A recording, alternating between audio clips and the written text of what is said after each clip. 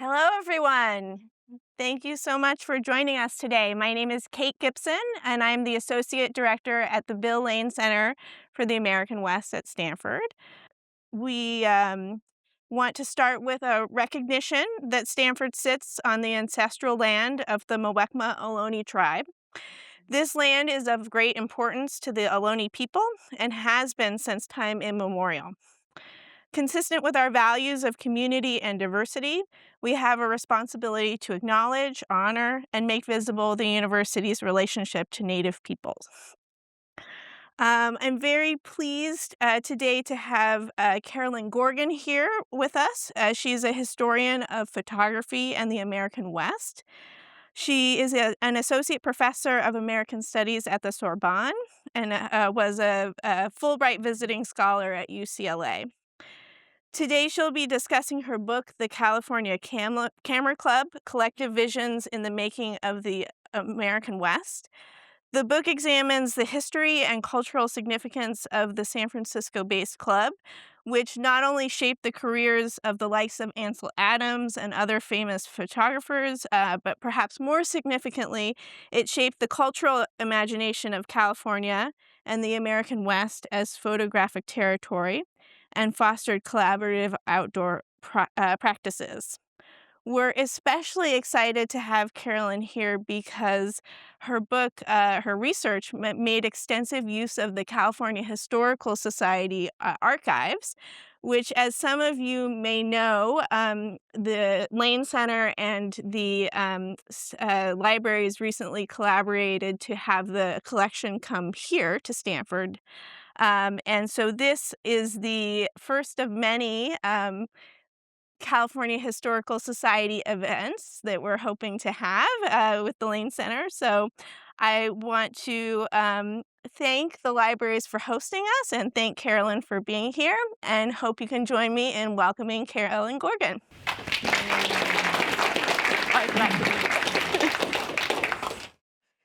All right. Hello, everyone. Thank you so much, Kate, for this kind introduction, and to the Bill Lane Center for organizing this event. It's especially meaningful for me to be back at Stanford, where the collections of the California Historical Society now reside. Francis Kaplan, librarian of the CHS archives, was already around when this research started more than a decade ago. It all started with a very vague idea about amateur photography in San Francisco during the 1906 earthquake and fire. And every research trip over the past 10 decades brought me back to the California Historical Society, some of my trips also to Stanford and special collections right here. And the goal was to dig up the history of the California Camera Club. The California Camera Club is this photo organization which was the largest of its kind in the United States in 1900, but it's hardly remembered by anyone. And so today I'd like to use this opportunity to tell you about the rise and fall of this organization and how we can make sense of the dispersed archive of such an obscure collective more than a century later. So you might want to ask why this scholar from the Sorbonne would want to dig up the history of this obscure group in the first place. It all started actually in Paris, where I did my MA in American Studies. And in 2013, as part of a photo history seminar with the photo historian François Brunet, a very eminent photo historian in France, the assignment was to write a paper on an event that connects the history of photography to American history. And for my paper, I explored the photographic output of the 1906 San Francisco earthquake and fire, which was arguably the most photographed event of the early 20th century. The earthquake coincided with the mass commercialization of Kodak $1 brownie cameras, and historians have suggested that by 1906, so by the time that the earthquake struck, about 1 in 3 Americans could have owned such a handheld camera. And the archival wealth across the state confirms that impression. The digital earthquake collection, which was launched on the centennial of the earthquake in 2006, includes more than 14,000 photographs. And that is just a slice of materials gathered from a few Californian institutions, including also Stanford and CHS. There are dozens of other collections in regional museums and public libraries, historical societies that multiply this number. So it is through this event, through the earthquake, that I became interested in amateur photography. And when I say amateur photography, I don't just mean individuals who are sort of snapping away with their Kodak cameras. When I say amateur photography, I mean collective practices of photography in groups, in camera clubs that would be widespread in North America and in Europe, but really across the globe in the early 20th century. So, amid the mass of materials, I found the magazine Camera Craft. Camera Craft was edited by members of the California Camera Club. And while their headquarters, as you can see up on screen here, their headquarters were entirely destroyed in April of 1906, and countless members lost their life work in 1906 when the earthquake struck, the organization survived the catastrophe. One of the reasons why it survived the catastrophe is that it had been rooted in the city and in the state for years. Between the 1880s and the 1920s and even beyond, California Camera Club members organized hundreds of excursions and exhibitions. They hosted 4 international photo salons, and they participated in 2 World's Fairs. The California Camera Club issued 2 journals over the course of half a century, and of course, they survived an earthquake. The club was founded in San Francisco, but its network really spanned across the entire West Coast.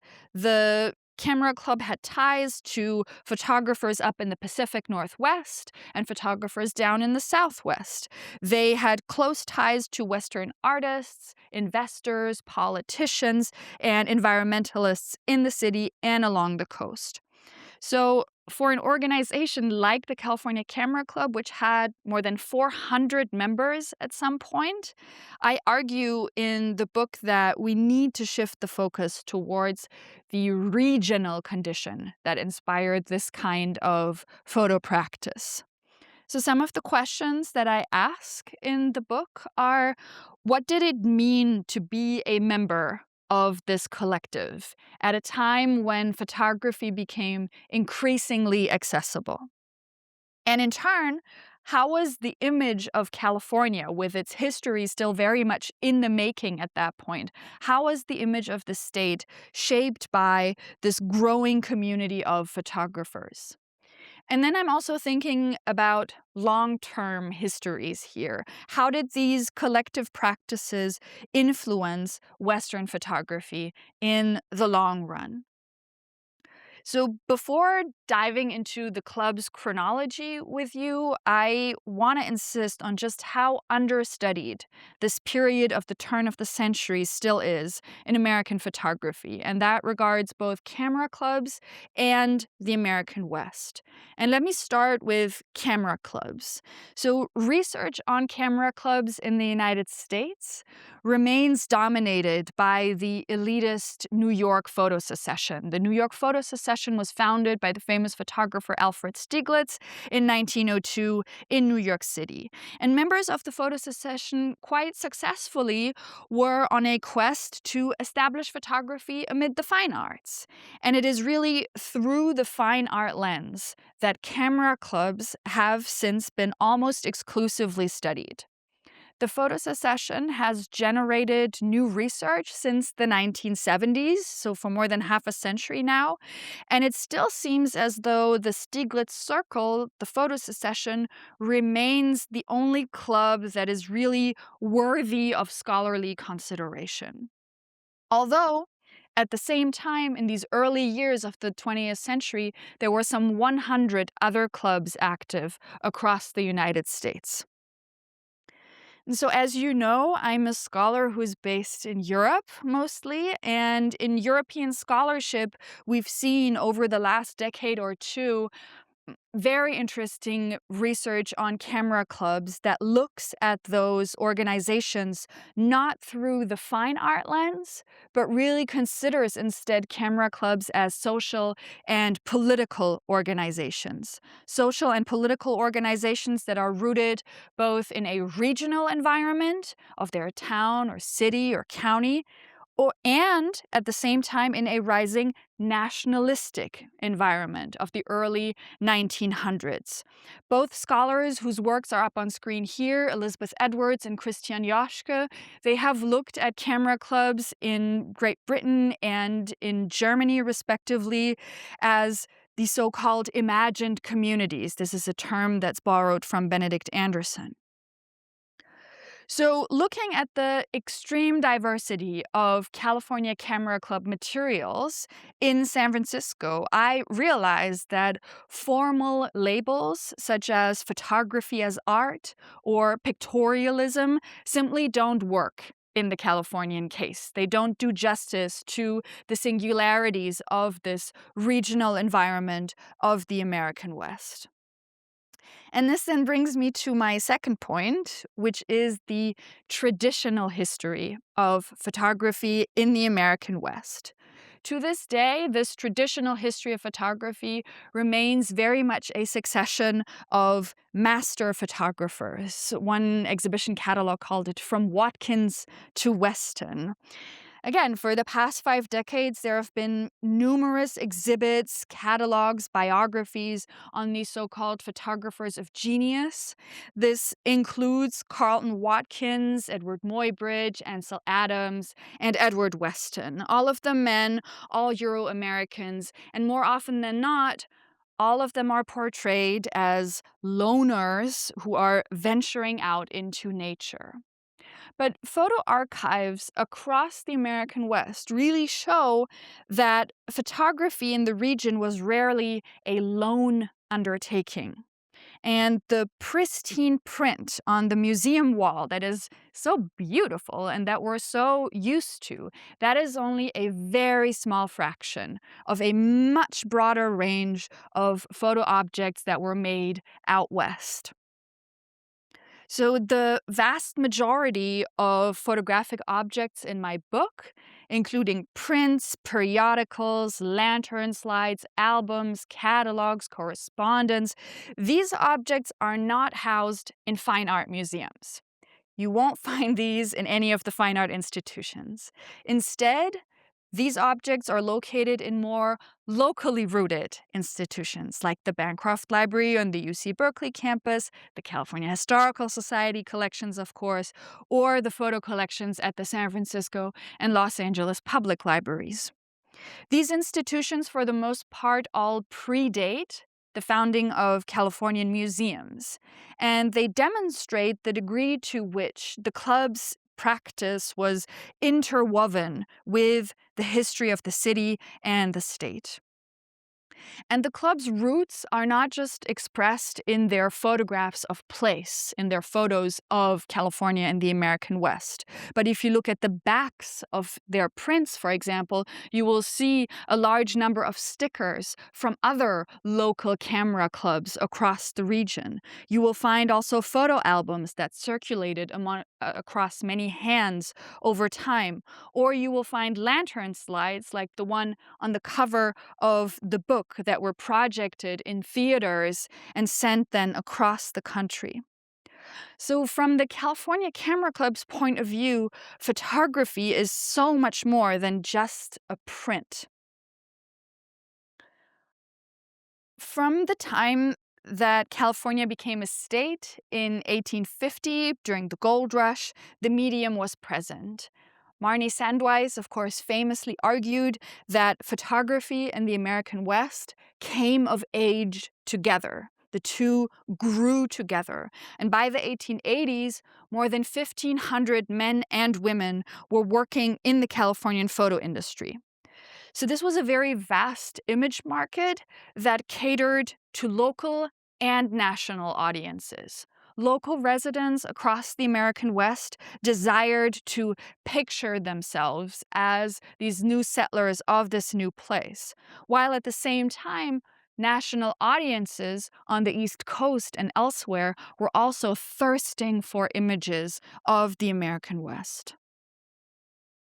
And so, near the close of the century, the close of the 19th century, as photographic technology became accessible to the larger publics and dry plates replaced the cumbersome wet collodion process of the previous decades, photographs could be taken with greater ease. And photographs could now be taken outdoors, since dry plates did not require immediate development. Once Eastman Kodak entered the market with flexible film, the company transformed photography from a professional practice into a social practice. And so, as photography became more affordable and Americans on the whole had more leisure time on their hands, they would gather in groups to take photographs, to share some of their expertise about this still relatively recent medium, and to improve their techniques. And so by the early 1880s, we see the foundations of the first camera clubs. The very first American camera club was founded in Boston in 1882, and the second camera club was founded in San Francisco in 1883 with the so-called Pacific Coast Amateur Photographic Association, the PCAPA. This is the forerunner of the California Camera Club. And the PCAPA for years would remain the only club west of the Mississippi. Its members, as you can see up on screen here, organized the first photo exhibitions in the American West, like this one in 1886. The PCAPA was a strictly non-commercial organization, and as such, it could survive only a few years because in San Francisco especially, many artists and aspiring photographers would be mobilized by the booster industries for promoting the West as a place of Euro-American settlement. The PCAPA at its peak included some 70 gentlemen amateurs. These were attorneys, physicists, real estate dealers. Many of them were descendants of gold rush immigrants. And they celebrated California as a place of milk and honey, a land of milk and honey. This is a direct quote from one of their meetings. And so by cultivating these promotional discourses within their own circles, they struggled to maintain a non-commercial outlook, a non-commercial practice. One of the members of the PCAPA, George Reed, overstepped the line in 1890. In 1890, he sold a print of the Golden Gate, and he was then dismissed from the group.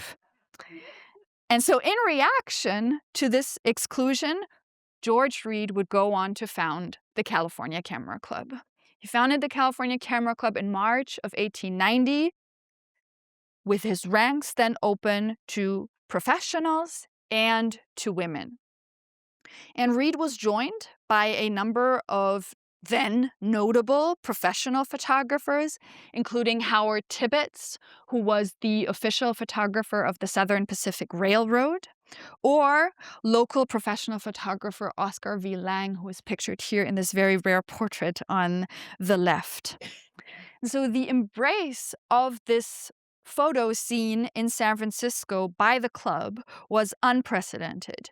George Reed and his co-founders of the California Camera Club realized that practicing photography in San Francisco included both women and men. It included amateurs and professionals, and it also included a variety of hobbyists and local artists. And so this very inclusive stance of the CCC reflects how photography was embedded in the region. The model of the gentleman amateur was impractical, especially in California. In California, women represented more than 10% of the photo industry's workforce before 1900, and there were many, many other women who practiced photography as a hobby. So, across the United States, camera clubs were springing up in the early 1900s, and many struggled to include women. The overall female membership in US camera clubs reached no more than 7%. In California, however, the female membership of the CCC was twice as high, that is between 14 and 15%. So this number does reflect the very active contribution of women to Western photography and, of course, their attraction to the outdoors and outdoor practice, as you can see here.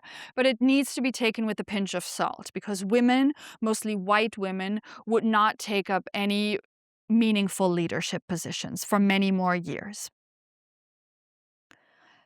Like many camera clubs in the United States in the early 1900s, members of the CCC consisted of a prosperous white middle class. Keeping in mind that in San Francisco, this meant that its members belonged to the city's vast immigrant population. In the club, many were of Irish, Italian, or German origin. Like many other artistic institutions in San Francisco, the club did, with very few exceptions, not include Chinese, Hispanic, or African American members. There is one notable exception, however, and that is Mary Tape. Mary Tape is pictured in this family photograph over here on the right. She was a wealthy San Franciscan social woman who joined the club in the early 1890s. And Mary Tape was well known at the time for making beautiful lantern slides of the California landscape. These are lantern slides that still exist today, but that were not available for reproduction in the book. So, the fundamental question of a democratization of photography around 1900, I think, needs to have some critical qualification. Over the course of the next few years, especially the first few years of the 1900s, photographers would be striving more actively for the recognition of their medium amid the fine arts. And many clubs, including the California Camera Club, would organize exhibitions or so-called salons. They were very remotely modeled upon what was happening in Paris and in the fine art academies there. And in San Francisco, these salons were held at the Mark Hopkins Institute of Art, which is pictured here on the left. This is the former mansion of the railroad manager of the Transcontinental Railroad, Mark Hopkins, and his home had by then been transformed into an art institute associated with the University of California at Berkeley. So, for California Camera Club members, exhibiting their work at the Hopkins Institute corresponded to their portrayal as Western pioneers in the home of someone who had built California's infrastructure. The club's magazine, Camera Craft, called on the many photographers in the city and elsewhere to submit characteristic Western pictures to these salons. And these exhibitions especially allowed West Coast women photographers to build meaningful connections. What you see up on screen here is a photograph by Lily White. Lily White was a member of the Oregon Camera Club up north, and she showed her work in San Francisco, and showing her prints in San Francisco as someone who'd been from Portland, Oregon was a very meaningful opportunity to have visibility for what she had produced in one of the major cultural hubs of the American West at the time. Her prints were produced while she was traveling on the Columbia River on this little boat that is pictured in the lower left there. She and her friend Sarah Ladd were living on that houseboat for several summers, and they produced photographs on that houseboat because they had installed a darkroom on it. So for her, traveling down to San Francisco to exhibit her work was extremely meaningful. And the same can be said for women photographers down south, in Los Angeles, for example. Harai Forbes, who was a very active social woman in LA in the early 1900s, showed some of her work in San Francisco at the salons, and she was so inspired by what she saw there that she organized her own photo salon in LA with the LA Camera Club just a few years later. And so all of this would come to an abrupt stop in the early morning hours of April 18th, 1906. Shortly after 5 a.m., there was a ripple of lateral movements in the San Andreas Fault, which runs, as you know, for hundreds of miles across the state of California. In other words, San Francisco was struck by an earthquake. The magnitude of that earthquake is today estimated at approximately 7.9 on the Richter scale. By 5:30 that morning, more than 50 fires had broken out due to broken gas pipes. The fires then turned into a firestorm, which lasted 3 days and 3 nights. So 75% of the city was destroyed, and more than half of the population, that is some 250,000 people, lost their homes. The fire caused the most considerable damage and could have been prevented largely had water supply been functional and firefighting measures correctly employed. The death toll for a very long time was massively downplayed. It's estimated today at around 5,000, excuse me. This includes a significant number of Chinese residents, the city's largest minority, whose deaths, however, were never officially recorded.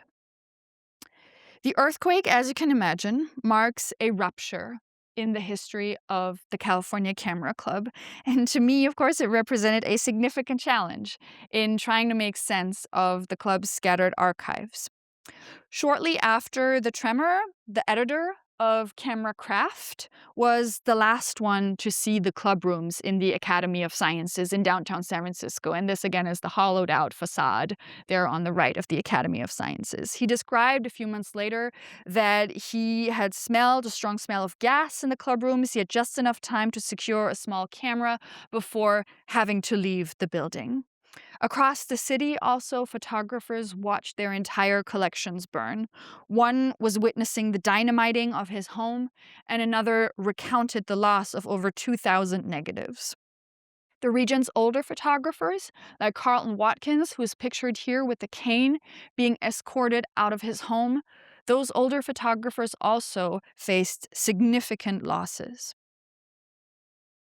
There are a number of iconic photographs, if you will, that were produced of the San Francisco earthquake and fire, one of which is this series looking down a street in San Francisco as the fire was approaching. These photographs were made by Arnold Gente, a German-born photographer who was a member of the California Camera Club.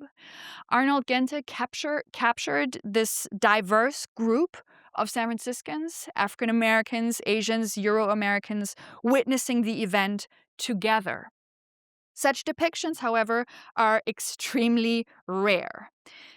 These depictions of a diverse San Francisco in it together would be very rapidly replaced by a booster tale of rebuilding the city, in which San Francisco's white population was depicted as benevolent, while its Chinese residents were gradually vanishing or depicted as looters if they were trying to retrieve objects from their former homes. Chinatown burned down entirely, which was a deliberate decision, and refugee camps would be segregated. So, as you know, probably the Chinese community faced blatant racism. It was left to its own devices, and the photographic record obscured these experiences. As I said at the beginning, there are tens of thousands of photographs of the San Francisco earthquake and fire. There are none that were made by Chinatown residents, even though Chinatown had its own photo studios, but none of that made it into the photographic record. So there's a huge archival gap here as well. In the aftermath of the 1906 earthquake and fire, city officials would play on the myth of San Francisco as a phoenix rising from the ashes. Of course, due to the large number of fires in the city's history, the phoenix is, of course, also in the city's seal. And city officials would play on that myth once again after April 1906. So as you can see here on the left, some of the more artistically inclined members of the California Camera Club were extremely drawn to the ruins across San Francisco, depicting the city in ruins as this Californian Mediterranean with these neoclassical scenes. But many of the local politicians and entrepreneurs were not interested in these nostalgic depictions of ruins. Instead, they wanted to build a new San Francisco, and they wanted to document the construction of this new American city, ready for the 20th century. And one club member catered to exactly that need. The photograph that you see here on the right was made by Edward Sewell.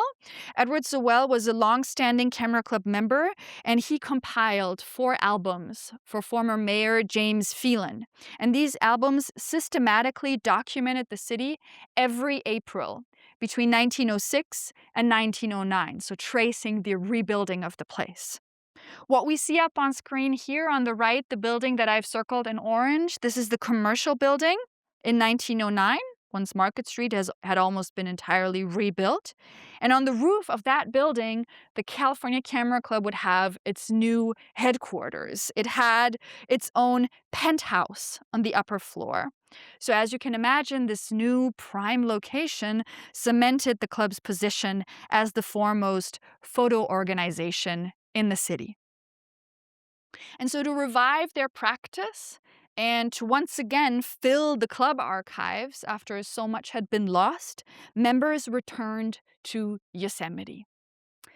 The documentation of San Francisco in ruins and of the city itself is a very rare urban excursion in a corpus that is really otherwise marked by landscape photography. So much of what the club produced was landscape photography. From the 1890s, the California Camera Club organized annual outings to Yosemite. And one member actually described the outing frenzy to his photographer friend Alfred Stieglitz in New York. Oscar Maura in June of 1902, wrote to Alfred Stieglitz, "I am here in Yosemite with a number of Camera Club members, and the click of the shutter is heard in all parts of the valley at all times of the day." So this assessment of California's most popular photo terrain is, of course, confirmed in these period views. They show amateur photographers with their equipment at hand at the park's most emblematic sites. And in the period, the whole photo market catered to these outdoorsy amateur photographers. By 1901, Kodak had its own California geared ads saying that the Kodak is to other cameras as the redwoods of California are to ordinary trees, quote end. So in this parallel between the native Californian trees and the photographic device, both become these powerful instruments. The trees here stand in a seemingly untouched setting, and they offer the perfect playground for photographers who merely needed to grab train tickets and cameras. And of course, within the circles of the California Camera Club, this call resonated. For decades, members would bring their equipment to the valley. They would pose together. They liked to portray themselves as environmentalists, like their friends of the Sierra Club, which had been founded exactly around the same time as the CCC in San Francisco. It was the Southern Pacific that offered special fares for club members and space for reproductions of their photographs in Sunset Magazine, which was the railroad's official magazine. An outing would typically consist of a 2-week trip through the valley. It included transportation, accommodation, and meals, and so participants had to anticipate a significant budget. You need to have the time and money on your hands to be able to do that. To attract even more members to annual excursions, this offer included a ride on a special car, as you can see there on the right, that was adorned with the club banner. And the photographers would then follow this packaged excursion with hikes to scenic vistas, with fireside chats, with camping and games. And so these seemingly banal activities were documented in Sunset Magazine, and in the pages of Sunset Magazine, they helped normalize a certain idea of territorial acquisition and of what it meant to be in the wilderness. And in this, the Camera Club was no different from its sister organization, the Sierra Club, which was California's first environmental organization.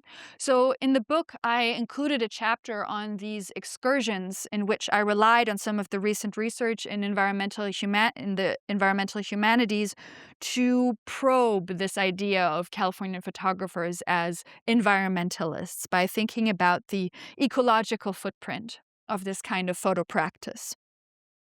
As a reminder, photographers had to rely on a large web of actors, on a large network, in order to realize their practice. And at the heart of that network was the railroad.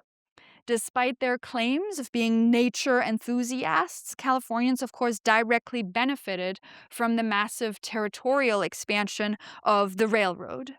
When the Transcontinental Railroad was completed in 1869 and it expanded across the West, photographers assisted the rise to power of this enterprise. It's not just Carlton Watkins who held ties to the railroad, it was also these now unknown amateur photographers who prominently visualized the imperial ideas of the railroad. Members would be paid by the railroad to circulate what the railroad called visions and fantasies about California, which omitted the devastation of land and the displacement of indigenous peoples under the banner of progress. Stanford University Special Collections shows the behind the scenes, if you will, of this operation for the railroad to cut through Western lands. Trees would be chopped, mountains and rocks detonated, tunnels were drilled, tracks were laid, snowplows were pushed. The railroads exploited a mainly Chinese workforce and colonized indigenous lands. And so this railroad colonialism, as one historian called it, functioned through imported labor and militarized expansion. And it was then afterwards normalized in beautiful images. The California Camera Club accompanied the railroad's expansion, and it in fact celebrated the railroad for its resource extraction. Members documented in their early years the felling of big trees for the lumber industry, which provided the raw materials for tracks and railroad cars. And although the trees were understood as symbols of national grandeur, if you think back to the Kodak ad, and if you look at the Sunset magazine cover, which was very popular at the time, the act of felling these big trees promised a certain mastery over territory, access to even more raw materials, picturing California as this place of abundance, as many of the photographers like to do. So during these trips, members did not just produce prints or negatives, but they later on also repurposed their materials. They reused their photo materials for lantern slides, again, like the one that's on the cover of the book. Once a month in San Francisco, these slides would be projected onto a large screen, much larger than this screen actually, to a large audience. The photographs would be accompanied by music and anecdotes that entertained and instructed the local public. So from the late 19th century up until the 1920s, really, these lantern slide lectures were attended every month by hundreds of people. The local newspapers very regularly reported on the success of these lectures. And so these lectures were a significant tool to perpetuate some of the dominant visions of places like Yosemite that the California Camera Club members had produced, attempting to erase the valley's indigenous past and present, and presenting the club's vision of the landscape as a supposedly virgin land that was worth protecting. And so it is exactly this kind of outdoor practice at Yosemite that would also inspire later photographers, including Ansel Adams, the master photographer of the American West.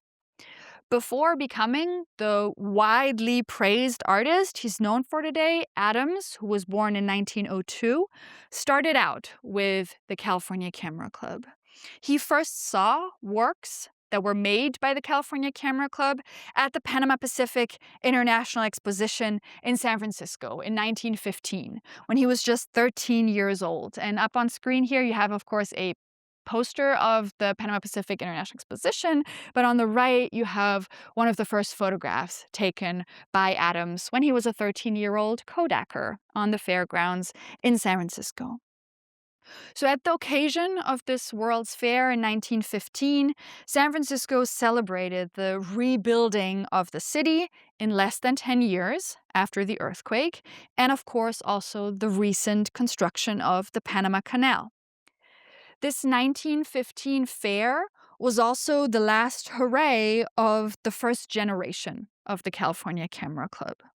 The club was then led by a professional photographer couple, Josephine and Edward Kemp, and the Kemps had documented the construction of the Panama Canal together, and they lectured widely for years on the advantages of the canal for an expanding American empire. At the World's Fair in 1915, there was also a display of Californian photographers. This display of Californian photographers included older club members, but it also included contributions by younger Californian photographers like Imogen Cunningham or Edward Weston. The following years, and really up until the 1930s, the California Camera Club headquarters in San Francisco remained a key venue for these newly aspiring artists. There are numerous now well-known photographers who started out with solo shows at the California Camera Club. This includes Dorothea Lange, the famous Depression-era photographer who was very much a pictorialist in the 1920s, as you can see up there on the right. Lange had arrived in San Francisco from New York, where she had been an assistant to Arnold Gente, the earthquake photographer whom I mentioned at the beginning, who left San Francisco for New York after the earthquake. Lange worked with Gente in New York, then made it out to San Francisco herself. And in her early years in San Francisco, she used the club's dark rooms, and she spent a whole lot of time in the club's headquarters on Market Street. In her later life, she recounted that she had met many wonderful people, as she put it, at the California Camera Club. So given all this, you might ask why the club has disappeared from photo history. There is, of course, the earthquake that can be mentioned as one reason.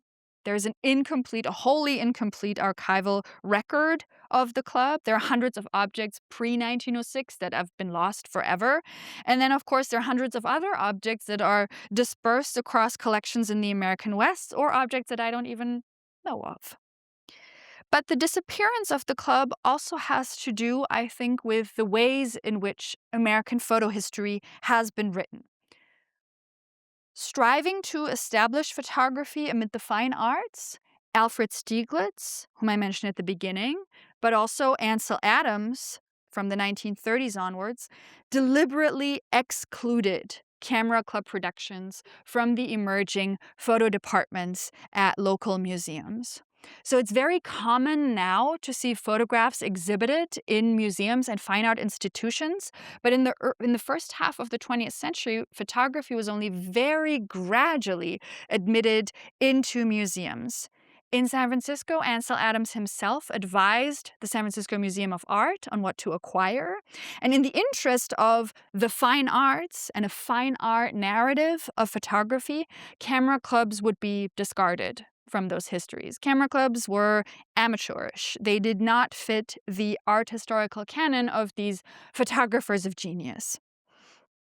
Adams himself also very skillfully established himself as California's master photographers, as someone who followed directly in the steps of the 19th century pioneers.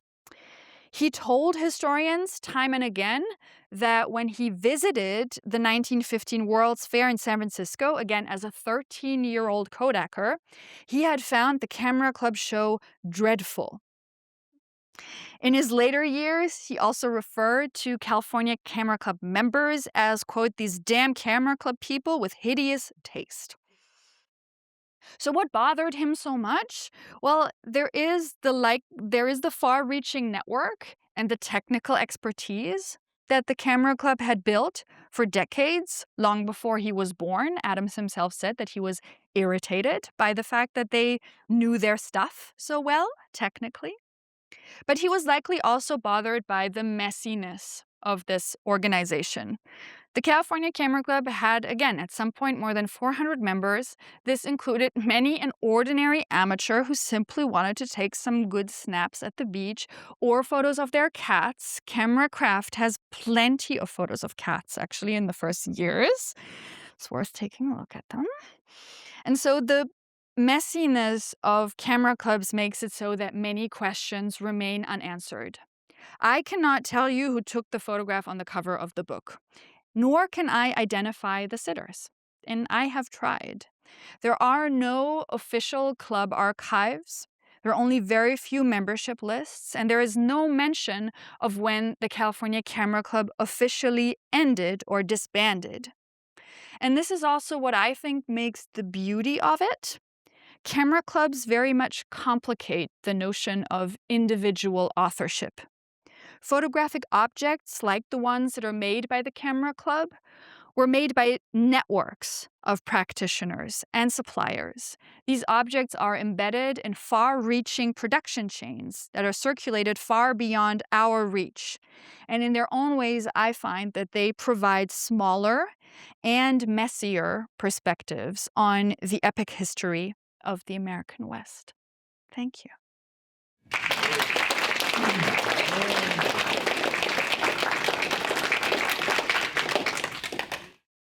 So we have a copy of the book from the Stanford Libraries. If someone wants to take a look at it, you're more than happy to do so, of course, and I'm happy to answer any questions.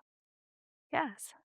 Thank you very much for a wonderful talk. Did the California Camera Club have a statement of purpose or a mission statement?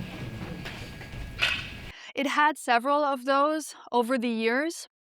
So it had an original constitution and bylaws that laid out who could be a member, and that was essentially anyone over 18 with an interest in photography. The California Camera Club did not specify, say, ethnic or racial criteria for membership, but as you've seen, the membership was relatively homogeneous. There were other clubs in California that specifically stated that they wanted a white membership only, up until the 1920s and 30s, really. In terms of a mission statement of what they wanted to do, they like to describe themselves as a social and artistic center of photography. But these statements, if you will, they evolved over time. There are very few sort of officially published works by the club. And oftentimes what you'll find is that the club members say, essentially anyone is welcome, and what we're doing is we're celebrating the history of the state and the beauties of the state. It was very much a booster organization in its own way. Early in your talk, you used the term leisure. Do you think they would describe themselves as a leisure club or? Oh, yeah, in many ways, that's what they were. In many ways, that's what they were. So they catered to this growing group of people who had time on their hands, who had a camera at hand, who wanted to experience their local environments differently. They had a variety of fun things to do at the club. They had a cycling annex at some point. So this was very much catering to the latest leisure activities you could have. In the 1920s, they would rent boats regularly for their Golden Gate adventures, And of course, there's the annual outings to Yosemite, which are sort of the crown jewel of Camera Club activity in those years. But yes, they very much thought of themselves as a leisure organization, but with a purpose, with a locally rooted purpose. And the presence of professional photographers in that setup, I think, shows you also the financial or economic interests of professional photographers. Professional photographers were not there for the fun. They were there to sell their stuff because these organizations were very keen on acquiring the latest gadgets in photographic technology that those suppliers had. Yeah, thank you. Yeah. Can you talk about the way aesthetics changed? I'm sure as a group they cross-pollinated a lot. So as you said, landscapes were usually a topic. But what else happened and how did it change over time? So it's mostly portraiture and landscapes. Let me see if I can pull up sort of a typical. It's mostly really landscapes that they were interested in, landscapes and portraiture. And many of the club photographers were interested in the so-called pictorialist style that I mentioned when I talked about the Dorothea Lange print that's here on the right. I'm not talking about Migrant Mother. I'm talking specifically about this. You obviously see the difference between the two. What Dorothea Lange used there on the right is the typical pictorialist aesthetics, that is soft focus. A painterly aesthetic, even, if you will. The idea was for many of those photographers to establish the medium amid the fine arts, and one way to do that was to sort of hide, if you will, the technical qualities of the medium, the sharpness of photography, for example, by using soft focus lenses, by using specifically crafted papers or like Japanese tissues on which they would print those photographs. So the pictorialist aesthetics is something that's around in those camera clubs from the 1890s, and that's really the style that most of them will pursue up until the 1950s, really. The California Camera Club is still active in the 50s, and pictorialism is the way to go. And so aesthetically, if you will, these were pretty conservative organizations. These were not organizations that would, provide a home for avant-garde experimentation with photography. Those things that happened by the 1920s and 30s happen apart from the California Camera Club. There are other groups, like in the 30s, Group F64, that would experiment with sharper aesthetics and like embrace the photographic quality, but not at the California Camera Club. They were, aesthetically speaking, pretty conservative, very much pictorialists, be that in those portraits or in the landscapes that they produced. Yeah. Yeah. Thank you so much. Along these lines, just kind of trying to get a sense of, in your research, were you able to discover more information about the specific backgrounds of some of these individuals? You say you have, you found lists of members, right? And so I would imagine that you could kind of, if one wanted to, you could look and see, okay, what kind of businesses were they? Yes. Where were they from? We can trace them in the census. Absolutely. Were you able to do that kind of research as well and give us a sense of kind of, this leisure group? What kinds of backgrounds do they? Oh yeah.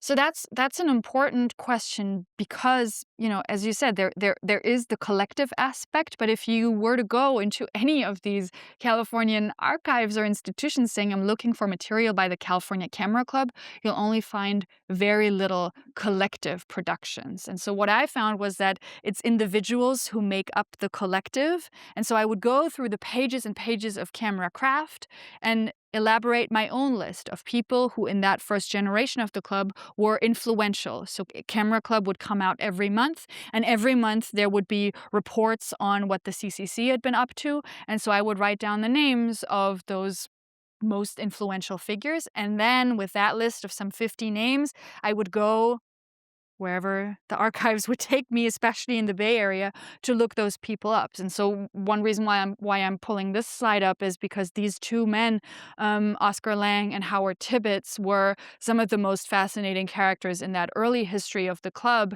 And it's interesting because Howard Tibbets was, as I said, the official photographer of the Southern Pacific route. You'll find his photographs across some of the major Californian photo collections, but you won't be able to find anything about the man. There's very, very little information available about who Howard Tibbets was, other than a few addresses and when he passed away. There's very little information available. And then there's the case of Oscar Lang, who was an early San Francisco photographer, who was a professional, but very active also within the club.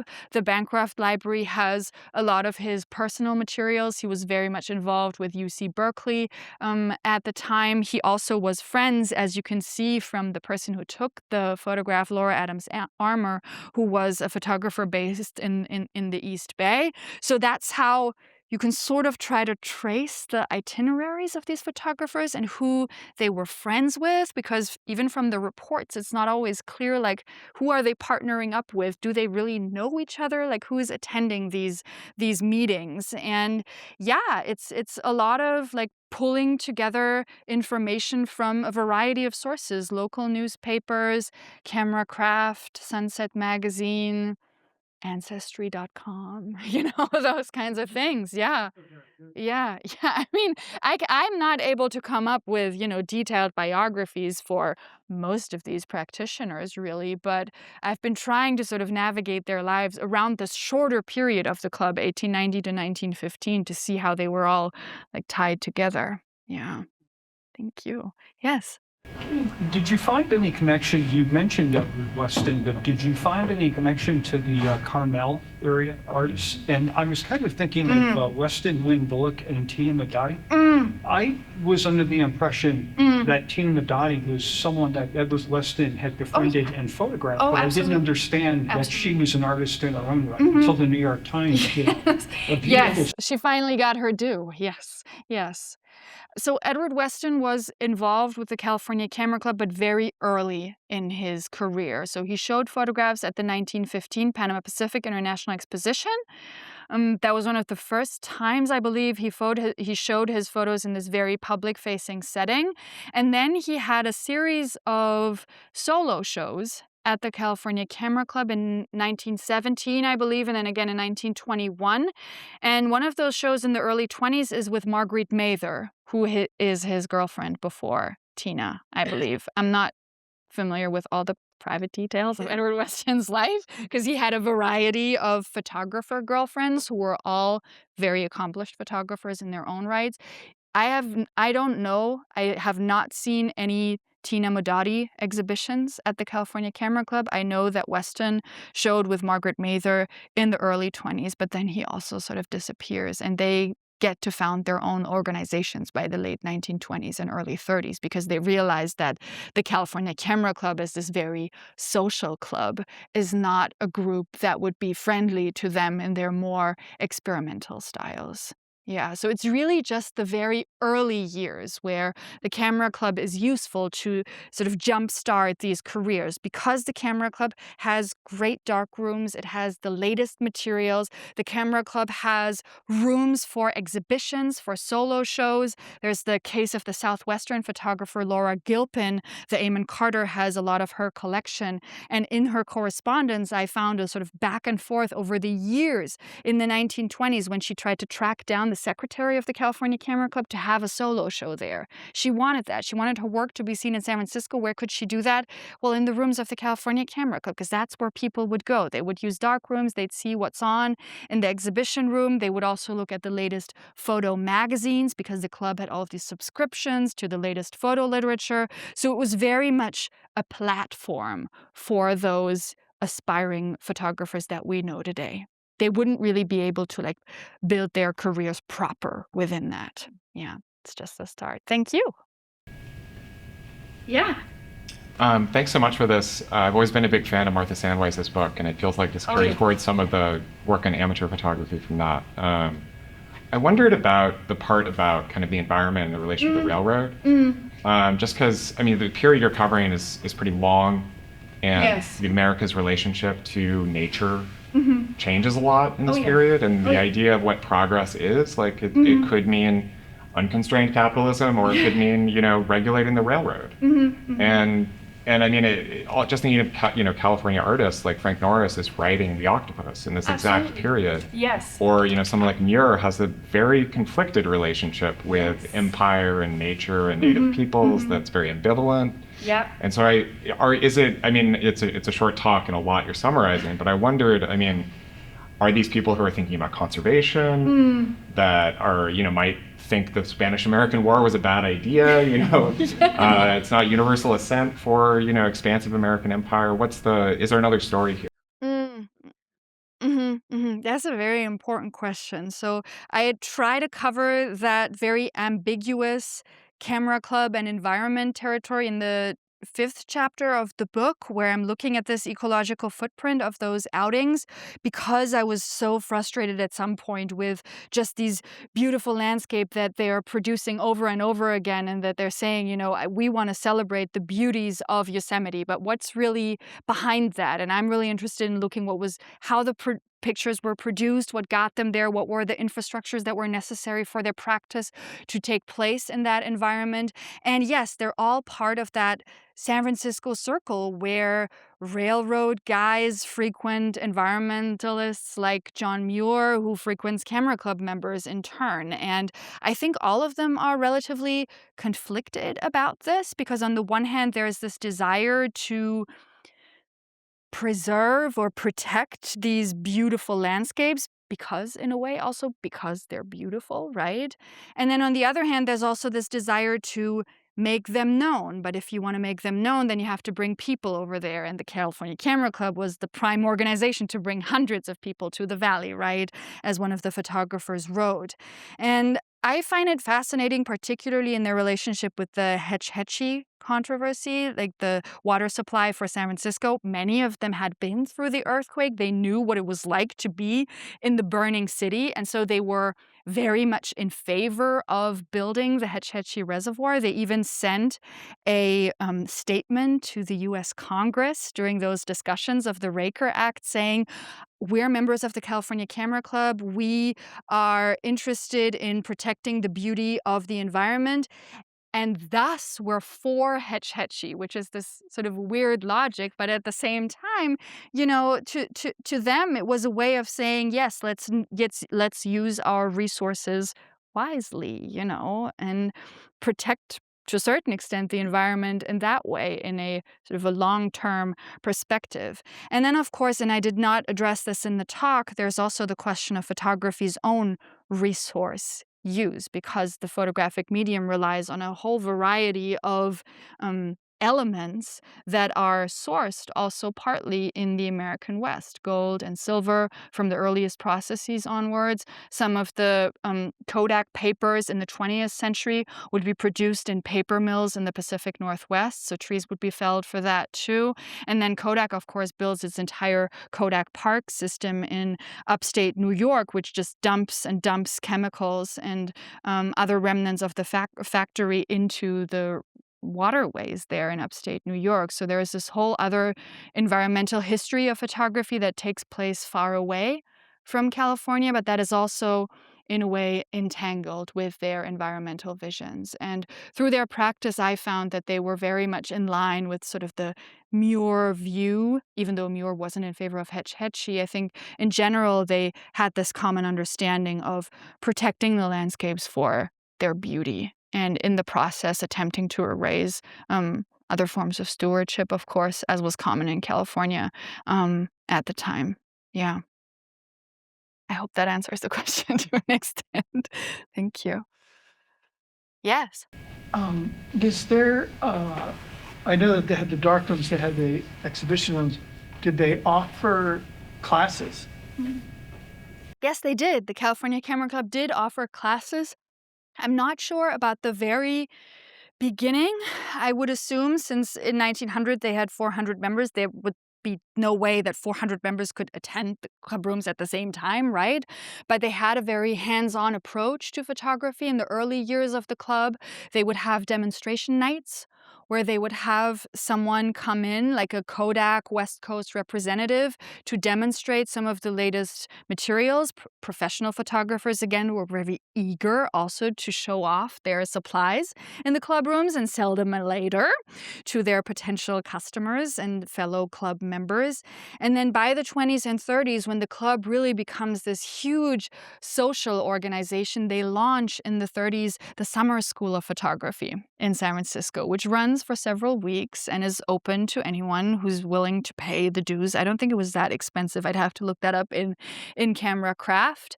And so there you could spend several weeks with the club in San Francisco and the wider Bay Area, practicing photography indoors, outdoors, learn everything about the medium. And they would have, I think, also a star speaker invited every once in a while for those summer schools. And I believe Ansel Adams did that once. He wouldn't want us to know, of course. Did you have a question? Yes. Yes. We, of course, this is so close to home for us that, California Camera Club resonates in such a sincere and sentimental way. But I'm curious if the California Camera Club also, in its own way, created a template that might have been utilized by other camera clubs, I guess, across the states. And then the other, just in the extrapolation, if there was ever much communication between various camera clubs, or any notion of sharing or community on a larger scale? Yes, very much so. Very much so. I think the camera club climate was very much about sharing and being together. So the California Camera Club was the prime venue, if you will, in those early years if you wanted to practice photography on the West Coast. In those very early newspaper reports after the club had been founded, they even post announcements, I think, in places like Salt Lake City to invite people over to San Francisco to use their dark rooms. You know, that's before those other cities have their own camera clubs. But as those technologies evolve, very quickly you will see many, many more camera clubs springing up across the American West, really. By the 19 teens, every small town has its own little camera club organization. And the CCC is sort of I wouldn't call it the mother of all camera clubs, but it's so big and it has so many resources that it can accommodate also a variety of photographers. And I pulled up Camera Craft here because it was published in San Francisco from 1900 until 1942, so for more than 4 decades. And whatever you had to say about photography in the American West would be in the pages of Camera Craft. You didn't have to be a member of the California Camera Club. You could be a member of the San Diego Camera Club. Lots of these smaller clubs also had their publications, but they wouldn't run on for such a regular basis and for such a long time as did Camera Craft.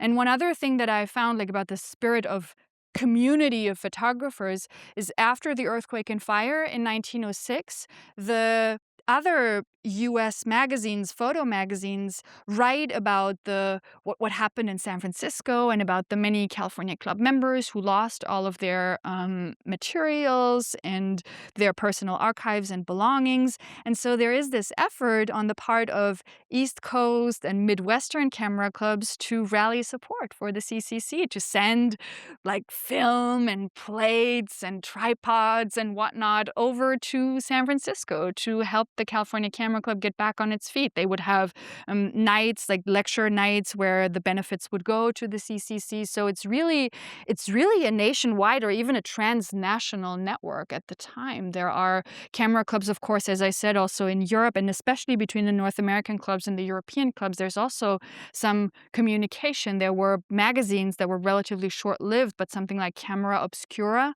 was a magazine, was published in France, I believe, in 4 languages. It would be published in English, French, German, and Dutch, I believe. And this would go on for like 3 or 4 years. And so camera craft people in San Francisco had a subscription to that so they could read, about what was going on elsewhere. It was really a transnational phenomenon next to being a national and a very local phenomenon at the same time. Plenty of layers. Thank you. So you had described the earthquake photography as a bit of a blip among the landscape shots and cats. But I wondered if it got me thinking. I wondered if there was a connection between the club and its members and newspaper photography and current events. Interesting. I think at the very beginning, there's a little bit of that because the newspapers only really start to get illustrations by the 1890s. That's when it starts, like photographic illustrations. That's when that becomes more and more common. So I think some of the professional photographers, I know that one of the early professional members, Thomas Andrews, who was a very well-established San Franciscan professional, also provided his photographs to, say, the Chronicle, for example, because they didn't have proper staff photographers back then. But I wouldn't really know about later years, say the 20s and 30s. I wouldn't necessarily see the interest of the proper photojournalist to participate in the camera club, but maybe I'm wrong. It's an interesting overlap. But in those first few years, I think it's most of the professionals who would have sort of a foot in the door with the newspapers. Yeah. Yes.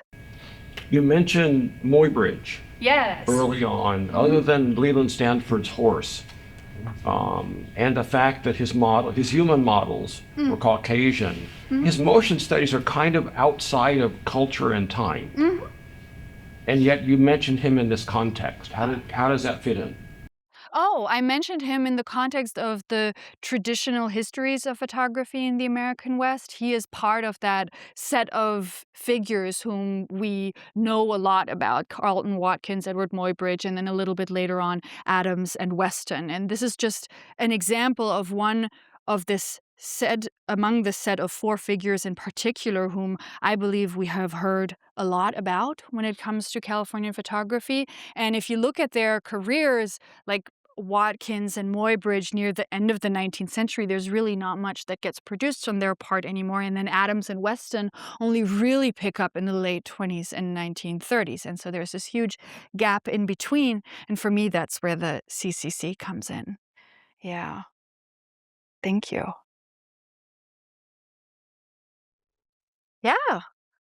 In the late 1980s and early 90s, I had a peripheral connection to the Manhattan art scene. I would talk to people at art galleries and at artist loft parties. And one of the questions that I'd asked is, what do you think of photography or tourist photography? The most common answer would be photography is not an art.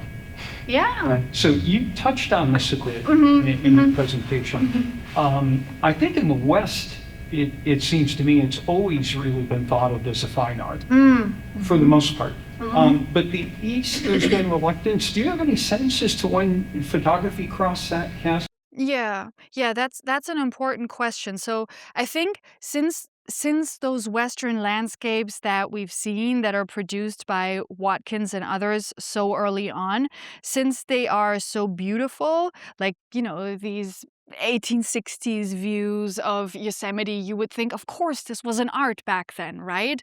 But at the time, I think they were very much thought of also as commercial objects, right? Or objects that could help persuade the public in certain ways. For example, when it comes to Yosemite National Park, or objects of promotion, right? They were beautifully executed, beautifully crafted objects, but they had a purpose of promotion, of boosterism. And of course, since these were, technically finely crafted objects, they would later on very well fit into the fine art narrative of photography. And yes, Adams and others try by the 1930s and 40s to establish photography as a fine art medium.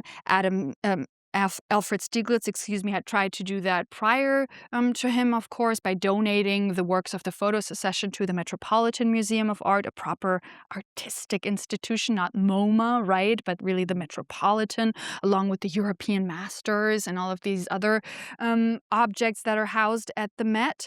But I think, it's Californian photography fits into this fine art narrative also through its market value, because in the second half of the 20th century, as these fine art galleries buy up photographs and photographs start to get sold at auctions for record prices, like Watkins's get sold for hundreds of thousands of dollars in the 1980s, they become part of this rarefied canon of 19th century pioneers. And there's a whole discourse that gets built, interestingly enough, on the East Coast at the Metropolitan, for example, about these objects as fine art objects. So their status very much changes over time, I think.